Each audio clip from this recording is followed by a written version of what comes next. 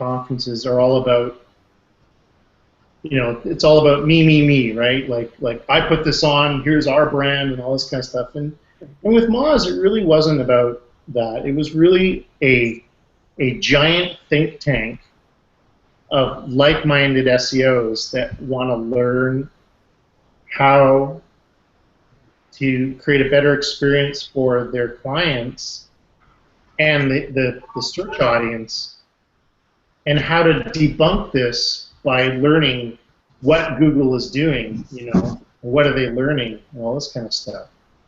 Yeah.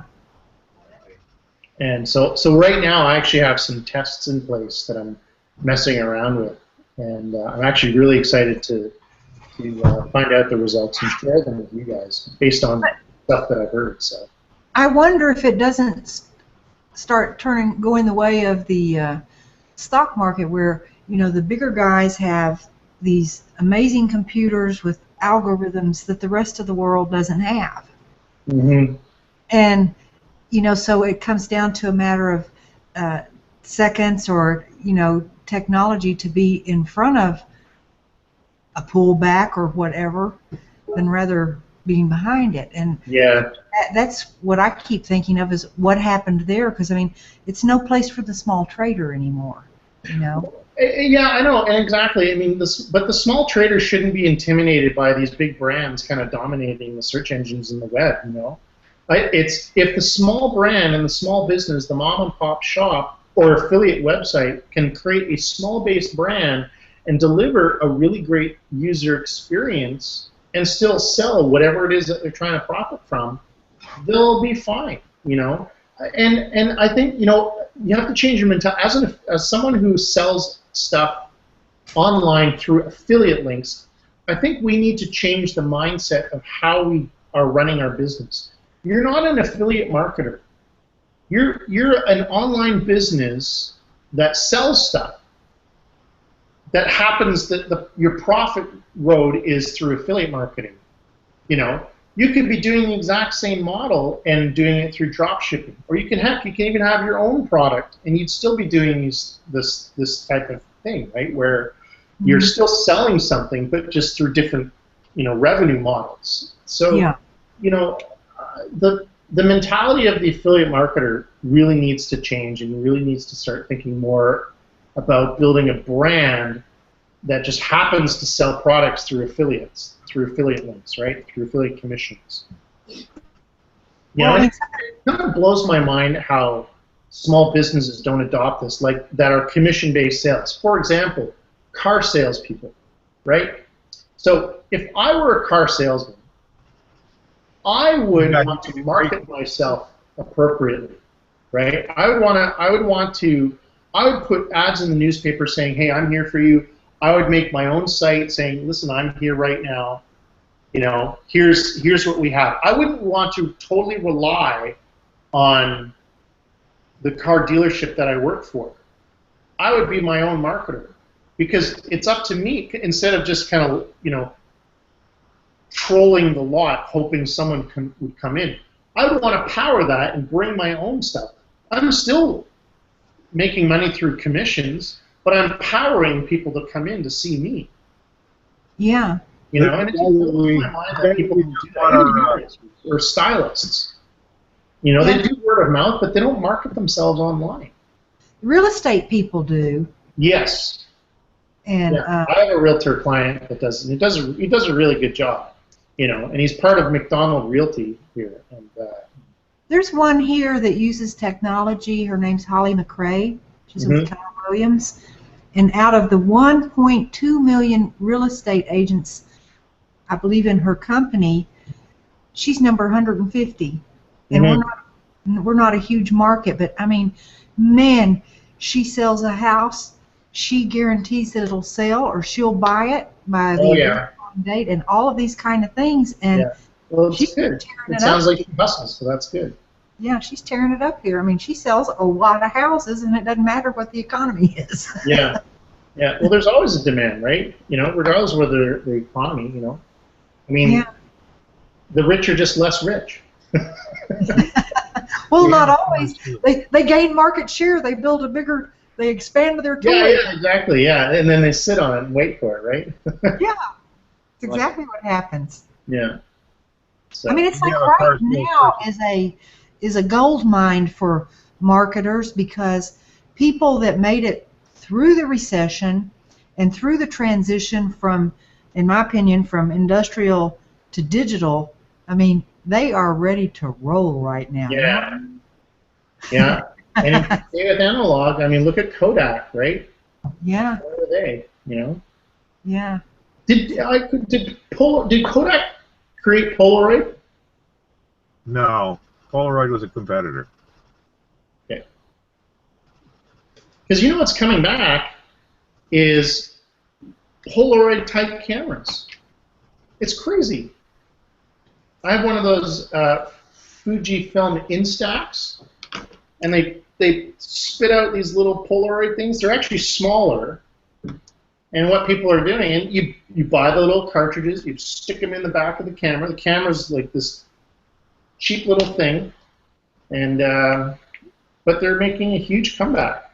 But the funny thing is that what people are doing is they're taking like 5 Polaroid shots, they'll hang them up on a wall, take the picture digitally with their camera, and then share that. That's a trend. That's a thing. But I think also that people want a copy. I mean, we collect. I've got thousands of photos. I can never at this point turn around and try to set them up to print them out. Yeah. You know? Yeah. Well, there's a nostalgia as well with that. Even just having the old photos, there's the nostalgia of like feeling them, smelling them, remembering them. You know. And putting them in. It's like how a smoker always kind of needs something in their hands after they quit smoking, right? Or chew gum or something, right? Silly putty or something, right? So like pens, right? You always need to have a pen. Yeah, you were saying about a car salesman branding himself instead of the dealership. We had a guy that was, he was over at Auction Direct, which is a discount car place, and you know they buy stuff off the auction blocks and then they refurb stuff and sell it. But, you know, we bought 2 cars from this guy. And next thing I know, I get an email from him that says, hey, I'm jumping ship and going over to the Honda dealership, and you're welcome to follow me over there. I actually bought our next Honda from him, too. But yeah, I mean, the guy, he reached out to the customer list when he left the auto dealership. As you know, I'm the sales guy and I'm going someplace else.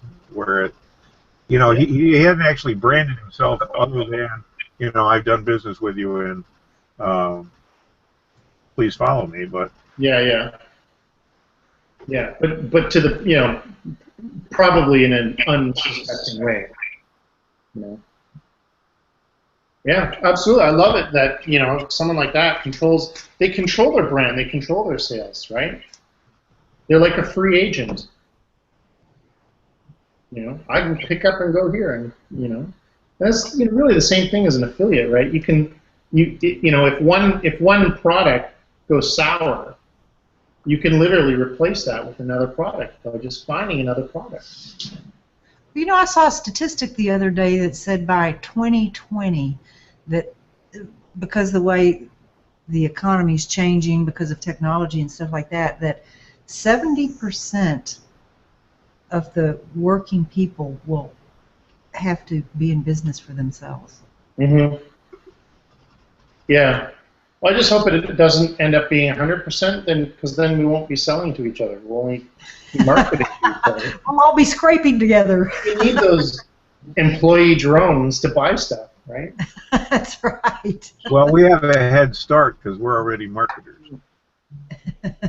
They'll just be people online that think they're marketers. Yeah, exactly. Oh God, yeah, really? Well, they won't see it. Sure you guys will see that. Roger.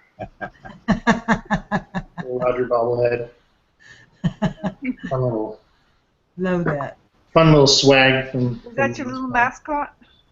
Yeah, it's actually their mascot. It's actually started out as their actual spider that they use to crawl your site for their software, and they called this Roger, the bot called Roger Bot.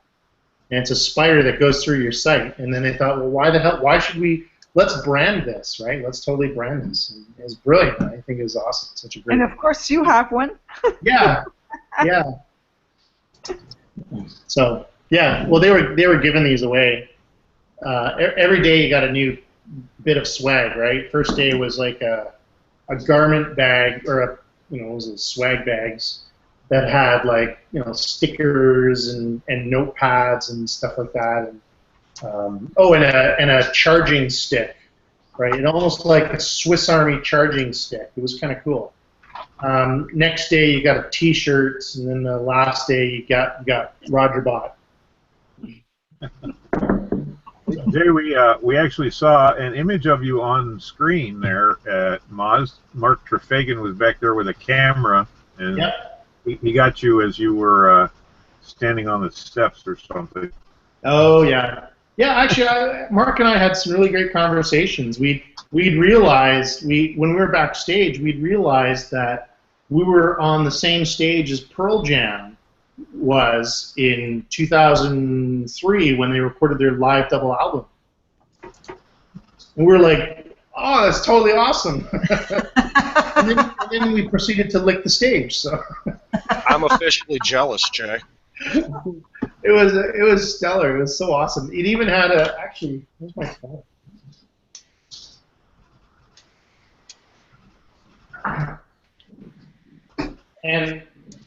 And the way we found this information out was... Let me guess, Google? No. Well, I mean, that ended up being how we researched. But we saw this backstage. There it is. It was this little sticker that was on the wall. Wow.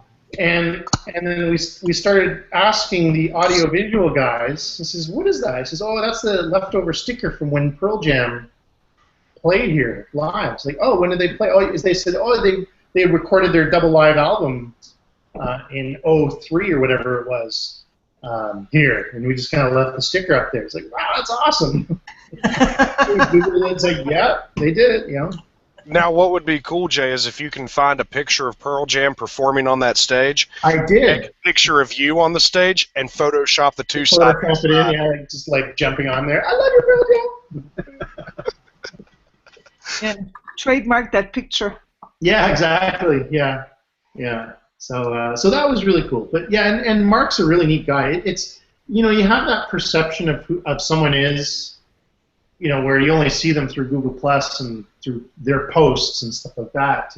And Mark is a down-home hippie. Like, he's a total hippie kind of, like, very organic, earthy kind of guy. Yeah, he said he was you one. read his stuff and you think he's like this kind of very, tactile, very intelligent man, which he is. He's a very intelligent man. But he's so just laid back and organic, wearing Birkenstocks and socks kind of guy, So, and he talked about he's in a blue cat. He plays guitar in a bluegrass band, and one of his Ignite pitches was about how the people of his city married the city through like this great little ceremony kind of thing. So. But it was really neat. Bluegrass. yeah, bluegrass of all things, right? So. Yeah. But you know what? Like, you never know people. Like Christopher Lee. Whoever knew that Christopher Lee was a big metalhead? Christopher Lee is the guy who was the bad guy wizard in Lord of the Rings. So for those of you who don't know who Christopher Lee is, but he's a metalhead. He recorded these crazy epic type metal songs at the age of 7 years old. He's singing their songs like this. They're really funny. They're really funny. Was Christopher Lee there too? No, he's dead. He was in spirit, huh? Yeah. Yeah, unfortunately. Wow. Oh yeah, here we are.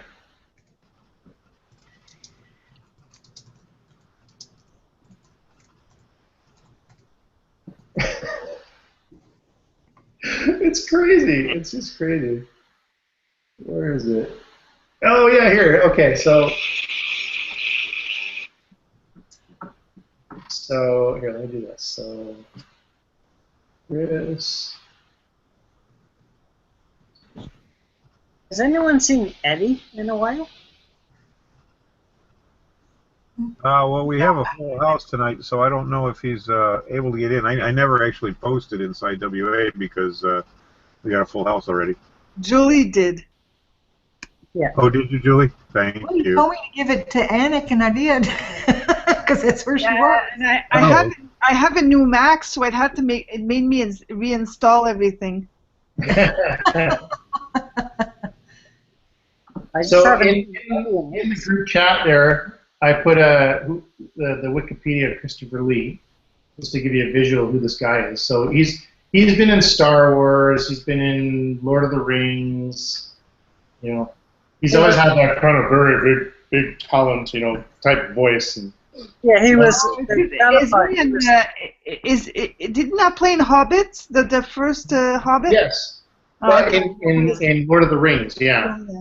Yeah, he was the bad guy. Counterpart to Ian McKellen. Yes, He exactly. was the So counterpart.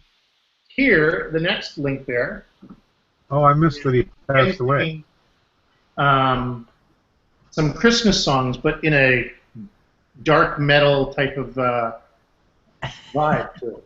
Okay, we'll listen to it when there's snow, okay, Jay? Yeah. So for you, Anik, that would be like next week.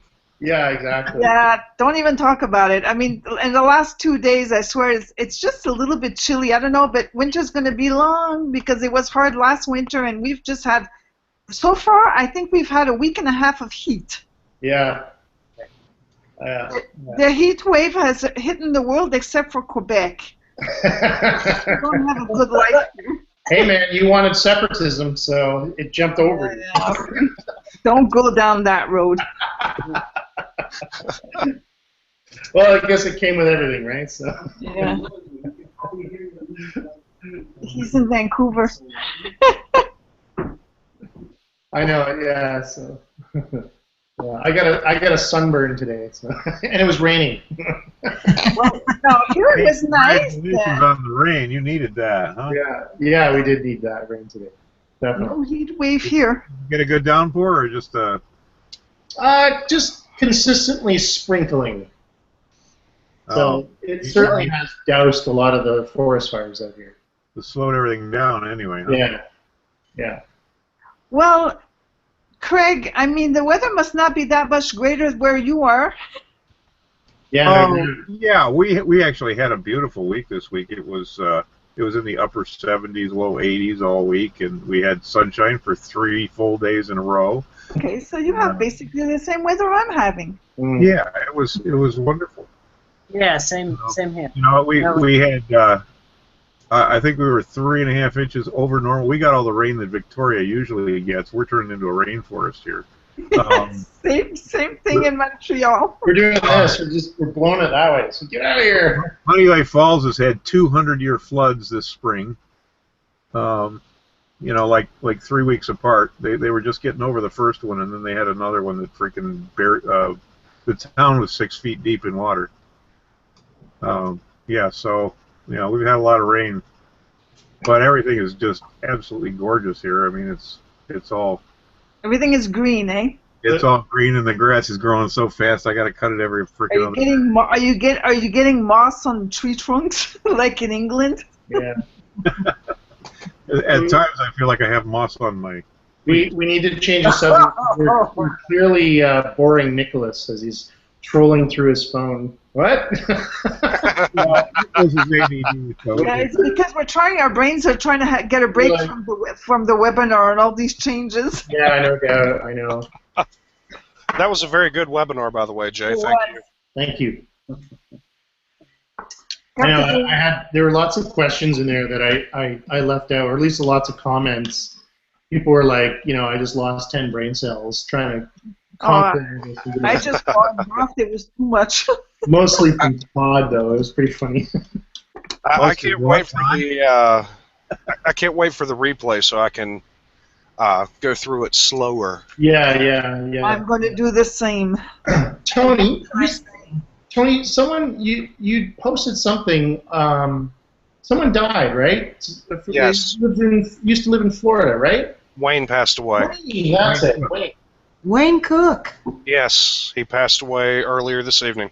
Like heart attack or? He had heart problems for the last 12 days or so. He's been in the hospital, and yeah, he didn't pull through. Oh, okay. Well, that's great. Yeah, because I remember he owned a Papa John's. He had a heart attack. He changed his life. Lost a boatload of weight. Yeah, and then he was blogging about health and fitness. Yeah. Ironic, right? It's like how the inventor of Segway loses his life riding a Segway off the cliff. He did? I didn't know about that. Yes. He was riding one of his beta Segways, and it just went right off a cliff in his backyard, and he died. Wow. When did that happen? Oh, geez. 5 years It was short. It was before Segway even launched. Oh, okay. I did not. No. No, I didn't think the first model had even went to commercial market yet when he got killed. Yeah, he was the inventor. He wasn't the developer. Yeah, he wasn't the... 5 years ago. He tested it off the cliff, is that it? He wanted to see if it could fly. But I thought it messed up. I thought the accelerator was jammed or something had messed up, and he was trying to regain control of it and went off a cliff. To call it ironing your fate or simply an accident, in Britain, the owner of Segway died over the weekend when he apparently drove one of the devices off a cliff near his home.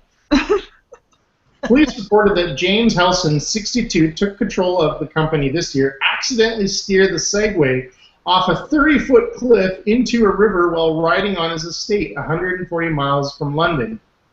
Wow.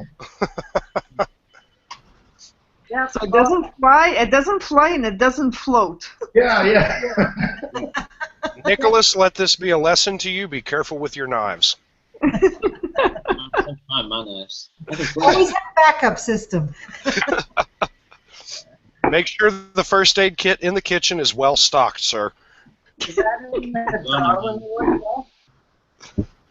burn my hands way too much. There you go. Well, they ought to pack one of those little... Yeah, you could end up like me, Nicholas. No. Or like how the owner or the owner or former owner of Wendy's dies from like heart failure, right? I wonder why. He ate his burgers. Yeah. Well, that's too bad. It's too bad to hear about Wayne. Yeah, they ought to get one of those parachute things to attach to those in case somebody else tries it. Yeah, no doubt. Yeah. But you know, like since that, like Segway's tanked, right? I mean, it's just nobody rides them anymore. No. It's too bad because I always thought that they're pretty cool, you know. Well, they sure used to use them all over Disney World in Florida. Paul Blart, Mall Cop.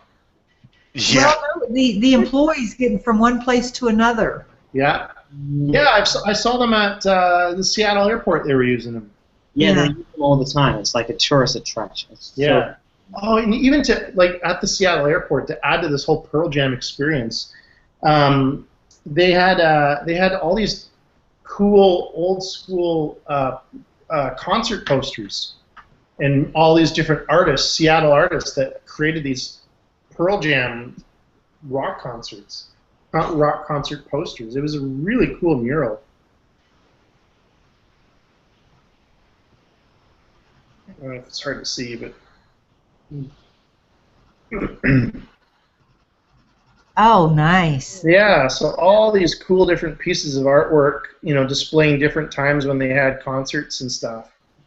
Wow. That one was my favorite. This tall spider one. It was really cool. Wow. Were they from Seattle or? Yes. Oh, okay. And then there's I had to represent Canada, so the moose and stuff. Thanks, Jay. You just made me remember that article I shared with Kyle. The most Canadian news post of all time. Quebec snowmobiler dies after driving under moose. You know, it's the funny thing is that moose are so tall. I don't know, but that never hit the newsstands here. Yeah, moose, they're so bloody tall, their legs, you can actually probably get away with that. That's probably what he was thinking. So there's me on stage. Minus your tail. Minus my tail. Yeah. Boy, that's a big screen up above your head. Were you using that? Was you talk well? Yeah, that was my PowerPoint presentation. It's hard to see the. I see it. Oh, now I see. So there's one me doing a handstand, there's one me wearing a circus outfit, and then there's one me climbing a very phallic-looking rock.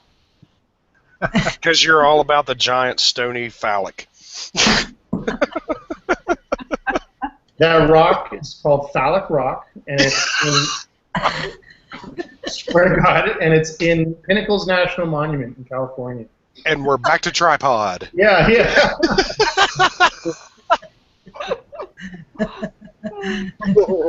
Tripod's favorite rock.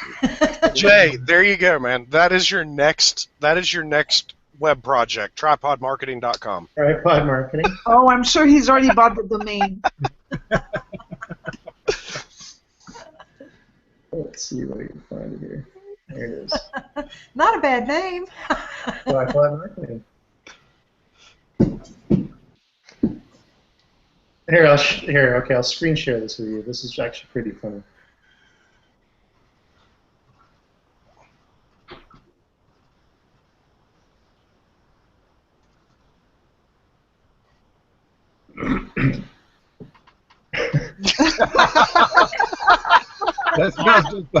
That's just a little phallic looking. just itchy bit. Baby holding an apple. Oh. That's like a difficult climb, I guess, Jay. Yeah, exactly. Was that you climbing? No. That's me climbing. Did you that climb picture thing? was staged, right? Because just for the picture itself, because I'm wearing sandals there, right? So there's me in the circus. No, it's not Chippendales. Were you the bearded lady? You Yeah, look so different. back when I had my girlish figure. There's me and the Nightcrawler. The tail. There's me hooked up to the wires. There's the bane of my existence. Okay, now I get the tail. Yeah, there's the tail. Here's the applications that I had to wear. Wow.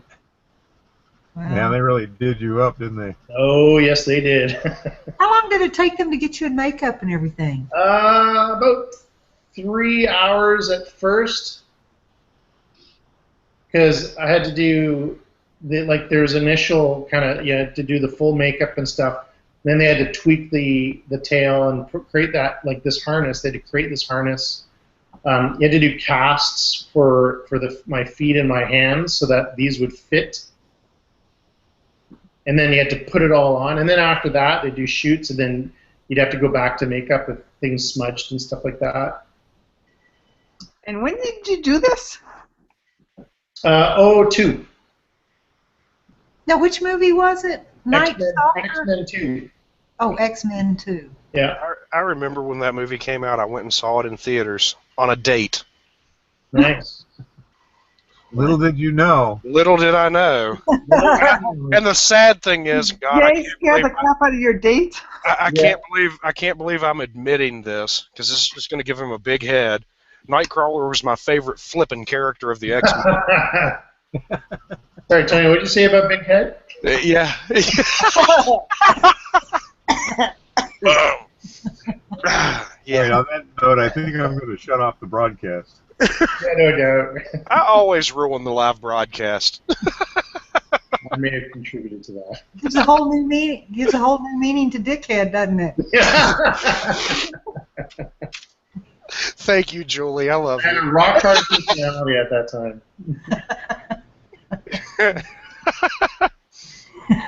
You were just extending your reach, Jay. Onward and upward. There you go. Right. Do you still do any gymnastics? Only when people buy me drinks. Fair enough. Oh, yeah, the little people. Wait, That was wait, you hanging from up there on the Yeah. ceiling, wasn't it? Only at bars only at bars. Does that mean after about 10 rounds I could get you to do gymnastics drunk? Probably, yeah. You should have been in Vegas last year. That would be humorous. Yeah. I can hear it now. It'd be like West Virginia in Vegas. Jay, hey y'all, watch this. Triple backflip off the diving board. Yeah, it's funny. The butlers at the MGM Grand at the Skylofts. They have butlers there, right? And they've become friends with the people who go to Vegas, the WA conference regularly, and they tell us these tales of these guys doing crazy things. Like this one guy would ride a scooter down the stairs of the condo through the glass, and just crazy things, So, oh, Nicholas is giving the look.